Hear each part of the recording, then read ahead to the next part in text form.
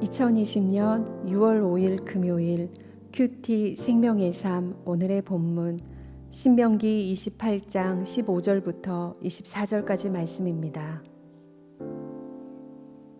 내가 만일 내 하나님 여호와의 말씀을 순종하지 아니하여 내가 오늘 내게 명령하는 그의 모든 명령과 규례를 지켜 행하지 아니하면 이 모든 저주가 내게 임하며 내게 이를 것이니 내가 성읍에서도 저주를 받으며 들에서도 저주를 받을 것이요 또 내 광주리와 떡반죽 그릇이 저주를 받을 것이요 내 몸의 소생과 내 토지의 소산과 내 소와 양의 새끼가 저주를 받을 것이며 내가 들어와도 저주를 받고 나가도 저주를 받으리라. 내가 악을 행하여 그를 잊음으로 내 손으로 하는 모든 일에 여호와께서 저주와 혼란과 책망을 내리사 망하며 속히 파멸하게 하실 것이며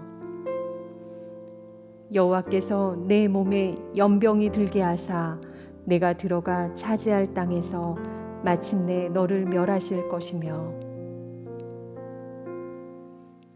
여호와께서 폐병과 열병과 염증과 학질과 한재와 풍재와 썩는 재앙으로 너를 치시리니 이 재앙들이 너를 따라서 너를 진멸하게 할 것이라.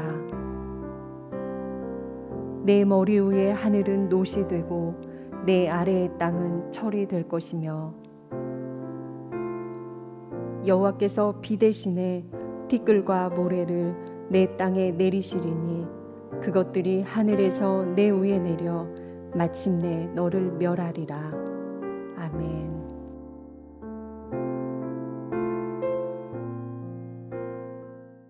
인류는 역사상 여러 차례 큰 전염병을 경험했습니다. 그리고 그때마다 그 사회는 엄청난 변화를 가져오게 되었습니다.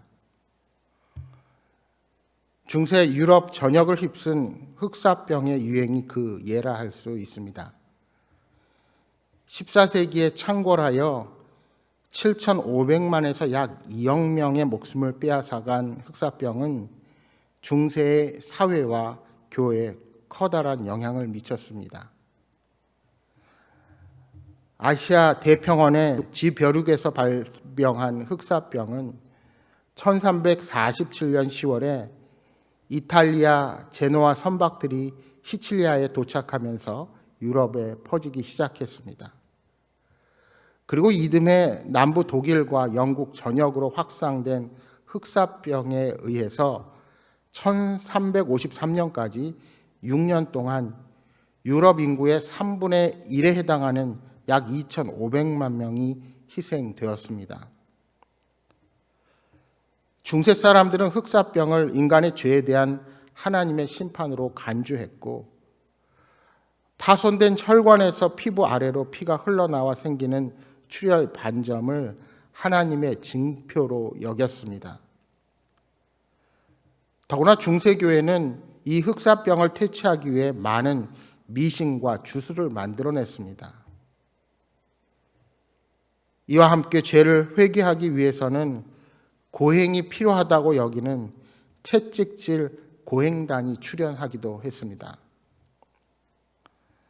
또한 다른 인종에 대한 차별과 혐오를 유발시켰는데 특히 예수님을 십자가에 못 박은 유대인들이 우물에 독을 탔다는 소문을 내어서 유대인들을 집단 학살하기도 했습니다. 그뿐만 아니라 중세 교회는 사람이 죽으면 연옥에 가서 형벌을 받아야 하며 천국 문으로 들어가는 열쇠를 교회가 가지고 있다고 가르쳤습니다. 그래서 사람들은 죽음 이후 연옥에 머무르는 시간을 단축하고 하나님의 형벌을 면하기 위해 면죄부를 사게 되었습니다. 당시 상상할 수 없을 만큼의 엄청난 양의 비싼 면죄부를 팔 수 있었던 것은 흑사병으로 인한 죽음의 두려움이 사람들에게 팽배했기 때문이었습니다. 그리고 그것이 마침내 종교 개혁을 가져오는 도화선이 된 것입니다. 이처럼 인간의 통제 안에 해결할 수 없는 문제들이 발생할 때 공동체는 혼란을 겪고 마침내 그 사회는 이전과는 완전히 다른 방향으로 변화되어 간다는 사실을 역사가 교훈하고 있습니다. 특별히 저주가 선포되는 본문의 단락은 복을 말하는 신명기 28장의 앞단락과 평행을 이루면서 구조가 유사합니다. 그러니까 같은 내용의 명제를 지킬 때와 지키지 못할 때 그 결과가 완전히 반대로 나타나게 된다는 것을 우리에게 다시 한번 강조하고 있는 것입니다. 15절 말씀입니다. 내가 만일 내 하나님 여호와의 말씀을 순종하지 아니하여 내가 오늘 내게 명령하는 그의 모든 명령과 규례를 지켜 행하지 아니하면 이 모든 저주가 내게 임하며 내게 이를 것이니. 여기서 우리는 모든이라는 수식어에 주목해야 합니다. 모든 명령과 규례를 지키지 않으면 저주가 임한다는 말씀은 그 중에 일부라도 어기면 저주가 임한다는 말씀입니다. 즉 인간의 생사화복이 전적으로 하나님의 말씀에 순종하느냐 하지 못하느냐 그 여부에 달려 있다는 것입니다. 말씀에 순종하는 길이 사는 길입니다. 말씀에 순종하는 길이 복된 길이요 흥하는 길입니다. 그러나 불순종하는 것은 죽는 길이요 저주의 길이요 멸망의 길이라는 것을 우리에게 가르쳐 주고 계십니다.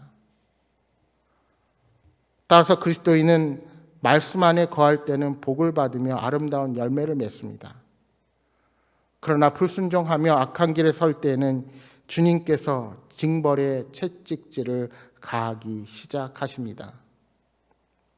그리고 징계를 받는 중에도 악한 고집을 계속 부리게 되면 급기야 멸망을 당할 수 있다는 사실입니다. 여러분, 우리는 지금 우리가 처해 있는 상황 속에서 믿음의 눈을 뜨고 주님 앞에 무릎을 꿇어야 합니다. 왜 도대체 전 세계 가운데 이러한 초유의 사태가 벌어지고 있고 그 원인이 어디에 있는가를 보면서 이 사태를 영적인 눈으로 해석할 수 있도록 하나님의 뜻을 구해야 합니다. 물론 우리는 정확히 알 수 없습니다. 그러나 오늘 저주를 선포하는 이 말씀을 통해 알 수 있는 것은 우리가 하나님의 말씀대로 살지 못했다는 것입니다. 오늘 말씀에 하나님이 경고하고 계십니다. 이스라엘이 불순종하여 악을 행할 때는 자식과 가축들도 제대로 생육하지 못하고 토지의 소산도 저주를 받아 수확하지 못할 것을 말씀합니다. 이 말씀처럼 이스라엘 백성들이 이방의 우상을 믿고 여호와를 떠나자 하나님은 그들의 가옥과 전답의 모든 소출을 때마다 빼앗으셨고 자식과 가축들이 침입자들에게 죽게 하셨습니다. 우리는 성경의 역사를 통해서 그것을 직접 볼 수가 있습니다. 따라서 지금도 마찬가지입니다. 만약 우리가 하나님을 떠나 고집스럽게 자신의 탐욕만을 추구한다면 하나님께서는 우리가 가진 것을 가져가실 것이며 멸망 가운데 빠지게 하실 것입니다. 따라서 우리는 삶의 주인이 되시는 하나님을 경외하고 그분의 말씀을 경청해야 합니다. 21절, 22절을 다시 보십시오. 여호와께서 내 몸에 연병이 들게 하사 내가 들어가 차지할 땅에서 마침내 너를 멸하실 것이며 여호와께서 폐병과 열병과 염증과 학질과 한재와 풍재와 썩는 재앙으로 너를 치시리니 이 재앙들이 너를 따라서 너를 진멸하게 할 것이라. 21절에 연병이 말하는 것이 무엇입니까? 바로 역병이요 악성 전염병을 말합니다.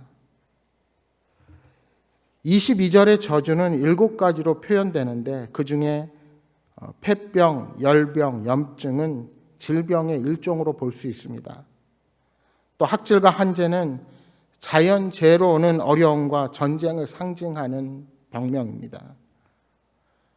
풍재와 썩는 재앙은 병충해와 곰팡이로 곡식에 나타나는 자연재해를 뜻합니다.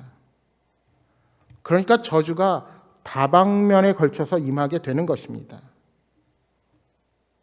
23절에 하늘은 노시되고 땅은 철이 된다는 것은 무엇입니까? 비가 오지 않고 땅은 철같이 딱딱하게 되는 것, 즉 경작이 불가능한 땅으로 변화하게 된다는 것입니다. 24절에는 비 대신에 티끌과 모래를 땅에 내리신다 말씀합니다. 하늘에서 비와 이슬이 내리지 아니하고 가루와 먼지가 내리는 것이 재앙입니다. 여러분, 이것이 이스라엘 백성들만의 이야기입니까? 오늘 우리에게 닥친 재앙의 모습 아닙니까? 지금 우리에게 벌어지고 있는 이 재난 앞에 우리 그리스도인들이 회개해야 할 것이 무엇입니까? 이렇게 불순종하는 백성을 벌하시는 분이 우리 하나님이시라면 분명 몸의 질병과 재해로 인한 재앙 앞에 우리들의 죄악이 있다는 것입니다. 오늘 이러한 통제하기 힘든 바이러스가 전 세계를 휩쓸게 되는 것은 우리가 무분별하게 자연을 개발하고 에너지를 소비하며 배출한 탄소량 증가에 따른 지구 온도의 변화로부터 시작되었다는 것들이 많은 학자들의 주장입니다. 매해 지구 곳곳에 살인적인 폭염이 증가하여 지구 생태계를 위협하고 있습니다. 지도를 바꿀 정도로 남극과 북극의 빙하는 계속해서 녹아내리고 있습니다. 가뭄은 점점 더 심해지고 여기저기서 발생하는 산불은 고도화된 과학의 힘으로도 쉽게 제압하지 못합니다. 여러분, 공기는 어떠합니까? 대도시의 대기 오염은 사람의 호흡기 건강을 위협한 지 오래되었습니다. 한 예로 2017년 인도의 수도 델리에서 공기를 들어 마신다는 것은 하루에 담배 2갑 이상을 피는 것과 맞먹는다는 기록이 있습니다. 우리가 버리는 플라스틱이 바다로 흘러가서 해양 생물에 미치는 영향도 심각합니다. 이러한 가운데 우리는 이것이 나의 잘못, 내 문제로 여기지 못하고 살아가고 있으니 과연 우리가 후손들의 원망을 어떻게 피할 수 있을까요? 현재 이 사태는 나의 죄요, 나의 허물이라고 고백하고 이 죄악을 씻어 주옵소서, 이 사회와 교회를 고쳐 주옵소서, 살려 주옵소서 하고 기도해야 합니다. 오늘 우리는 성전을 짓고 예식을 올린 솔로몬에게 찾아오셔서 말씀하신 하나님의 음성을 오늘 우리들에게 주신 말씀으로 들어야 합니다. 역대하 7장 13절 14절에 말씀합니다.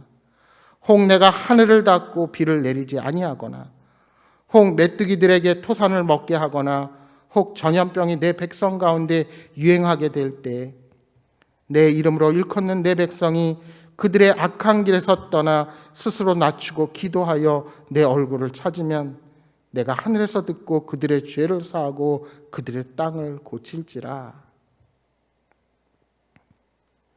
사랑하는 여러분, 하나님께서 이 모든 저주를 거두사 이 땅을 고치시며 우리를 구원해 주시기를 간절히 기도하시기 바랍니다. 불순종의 죄를 회개하고 다시금 말씀 앞에 바로 서는 그리스도인들로 인하여 이 땅이 회복되고 치유되는 놀라운 은혜가 임하게 되기를 주님의 이름으로 축복합니다.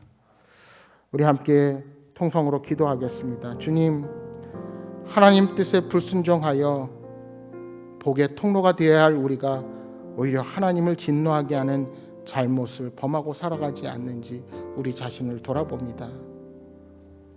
주님, 계속되는 이 코로나19의 상황 가운데서 믿음의 백성들이 영적으로 깨어나게 하여 주옵소서.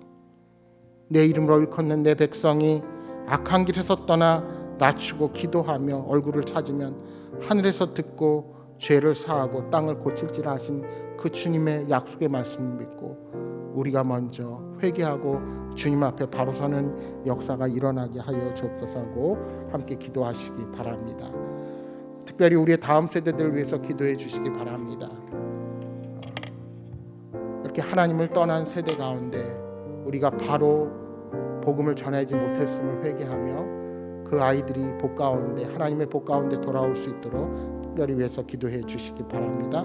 또한 여러분 가져오신 간절한 기도의 제목 묻고 기도하시다가 돌아가시기 바랍니다. 함께 통성으로 기도하겠습니다.